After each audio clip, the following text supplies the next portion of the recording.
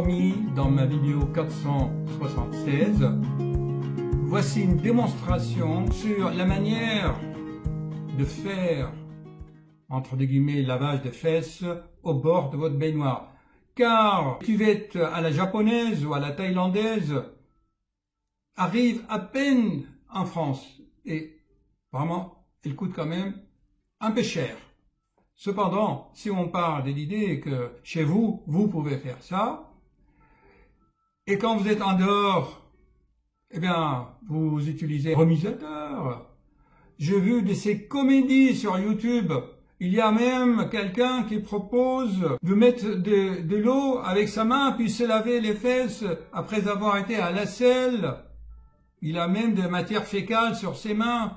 Ça a été vu 100 000 fois, mais des gens regardent n'importe quoi. Alors que des choses simples, logiques. Chers amis, la meilleure façon pour nettoyer ce plancher périnéal, c'est l'eau, tout simplement, avec un jet un peu fort, qu'on peut régler d'ailleurs.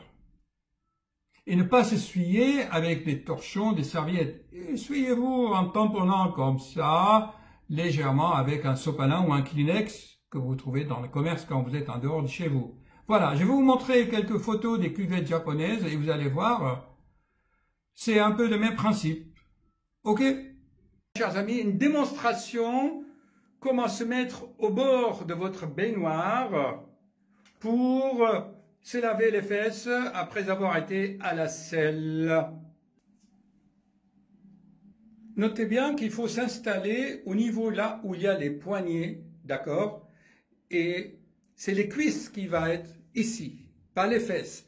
Les fesses seront plus loin, d'accord? Donc, on s'assoit et ce qui est important dans cette position, c'est que c'est les talons qui sont bien plaqués contre la paroi de votre baignoire qui vont maintenir votre équilibre.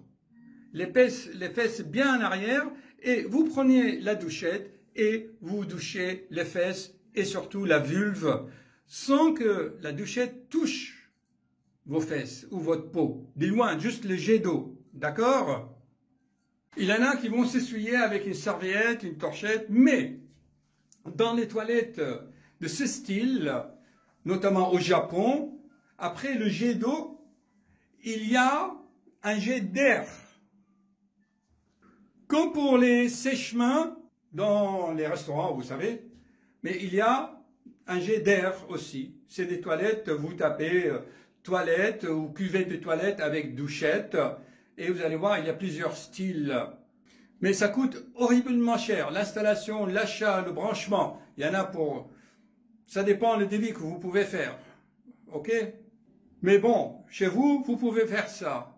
Mais quand vous êtes au travail ou que vous êtes loin de chez vous, ce que je recommande, c'est de vous acheter une pulvérisateur. Vous savez, vous trouvez ça dans les magasins pour coiffure.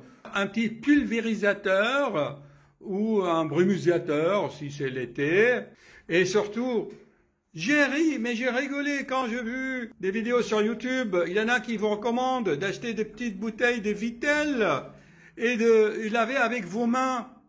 Ou il y en a d'autres que vous percez le bouchon de la bouteille et vous faites des pressions pour vous... Non, chers amis, avec un jet d'eau pulvérisé, c'est tout.